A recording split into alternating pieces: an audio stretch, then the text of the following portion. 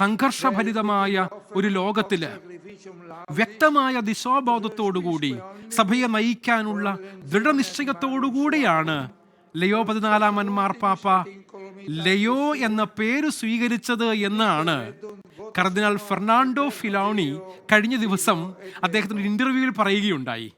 പുതിയ മാർപ്പാപ്പ തെരഞ്ഞെടുത്ത ലയോ എന്ന പേര് സത്യം പറഞ്ഞാൽ ലോകം മുഴുവനെയും ആശ്ചര്യപ്പെടുത്തിയിട്ടുണ്ടെന്ന് മാത്രമല്ല, അദ്ദേഹത്തെ തെരഞ്ഞെടുത്ത കർദിനാളന്മാരെയും ആശ്ചര്യപ്പെടുത്തിയെന്നാണ് ഫിലോണി എന്ന പേരുള്ള കർദിനാള് EWTN എന്ന മാധ്യമ സ്ഥാപനത്തിന്റെ മേധാവി മാത്യു ബർസണിയോട് സംസാരിക്കുമ്പോൾ വ്യക്തമാക്കിയത്.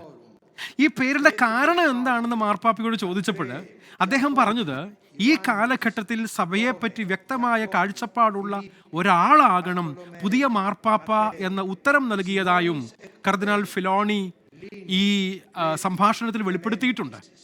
സാമൂഹ്യ ജീവിതം, തൊഴിൽ സംബന്ധമായ കാര്യങ്ങളുടെ ഫലമായി അസ്വസ്ഥമായിരിക്കുന്ന ഒരു സാഹചര്യത്തിലാണ് ലയോ 13-ാമൻ മാർപ്പാപ്പ സഭയെ നയിച്ചതും റേറും നവോറും എന്നുള്ള സാമൂഹ്യ നീതിയെക്കുറിച്ചുള്ള പ്രവചനം പോലെയുള്ള ഒരു ചാക്രിക ലേഖനം എഴുതിയത്.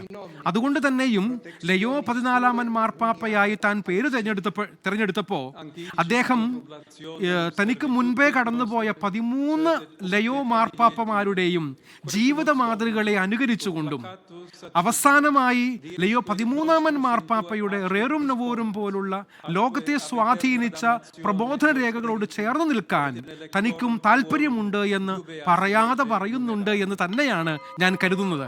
അതുകൊണ്ട് തന്നെയും ലയോ 13-ാമൻ മാർപ്പാപ്പ അദ്ദേഹത്തിന്റെ ഏറ്റവും വലിയ സംഭാവനയായി നമ്മൾ പറഞ്ഞുകൊണ്ടിരിക്കുന്നതും റേറും നവോറും എന്ന സാമൂഹിക നീതിക്ക് വേണ്ടിയുള്ള പ്രബോധന രേഖയാണ്.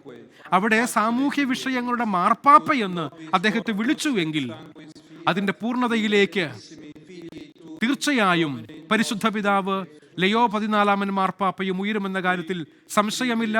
അവിടെ കൂടിയിരിക്കുന്ന വൈദിക ഗണം മുഴുവൻ, മെത്രാന്മാരും ആർച്ച് ബിഷപ്പുമാരും കർദിനാളന്മാരും പ്രധാന കാർമ്മികനായ മാർപ്പാപ്പയോടൊപ്പം കൈകൾ മുൻപോട്ട് ആശീർവാദ രൂപത്തിൽ പിടിച്ച് വിശുദ്ധ വസ്തുക്കളായ കർത്താവിന്റെ തിരുശരീര രക്തങ്ങളെ ആശീർവദിച്ചു പ്രാർത്ഥിക്കുന്നതിന്റെ ഭാഗമാണ് നമ്മളിപ്പോൾ സ്ക്രീനിൽ കണ്ടുകൊണ്ടിരിക്കുന്നത് എന്നുള്ളതും സന്ദർഭവശ കാഴ്ചയെ അല്പം കൂടെ മനോഹരമാക്കാൻ വേണ്ടി ഞാൻ നിങ്ങളെ ഓർമ്മപ്പെടുത്തട്ടെ.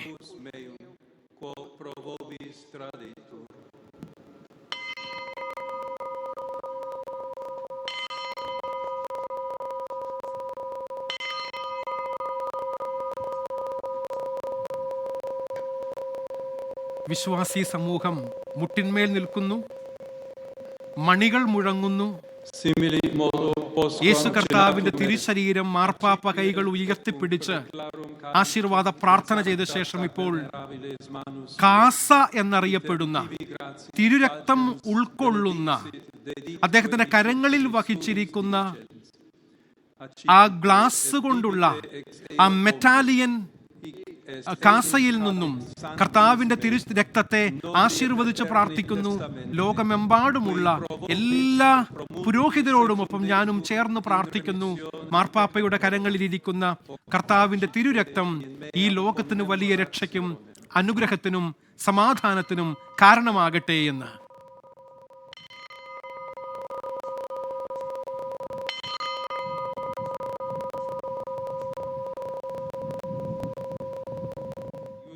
Christi, Filii Tui, Domini nostri, tam beate passionis, nec non et ab inferis resurrectionis, sed et in celos gloriose ascensionis, oferimus preclare maestati Tue, de Tuis donis ac datis, മുഖ്യകാർമ്മികനായ പരിശുദ്ധ പിതാവ് ലയോ മാർപ്പാപ്പയോടൊപ്പം ലോകമെമ്പാടുമുള്ള പ്രത്യേകിച്ച് വത്തിക്കാൻ ചത്തുരത്തിൽ ഈ കർമ്മങ്ങളിൽ പങ്കെടുത്തുകൊണ്ടിരിക്കുന്ന വൈദിക ഗണം മുഴുവൻ ഒരുമിച്ച് പ്രാർത്ഥിക്കുന്നതാണ് കൂദാശാവചനങ്ങൾക്ക് ശേഷമുള്ള ഈ പ്രാർത്ഥനയുടെ സമയം എന്നുള്ളത്.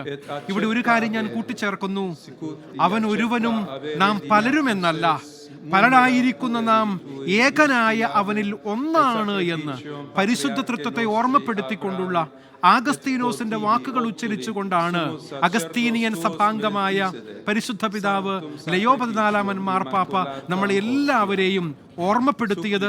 അതുകൊണ്ട് തന്നെയും ഈ പരിശുദ്ധ പിതാവിന്റെ വാക്കുകൾ ലോകമെമ്പാടുമുള്ള സകല ജനങ്ങളും ഏറ്റെടുക്കും എന്ന കാര്യത്തിൽ യാതൊരു സംശയവുമില്ല എന്ന് നമുക്ക് തിരിച്ചറിയാൻ ബുദ്ധിമുട്ടുണ്ടാവില്ല എന്ന് ഞാൻ കരുതുകയാണ്.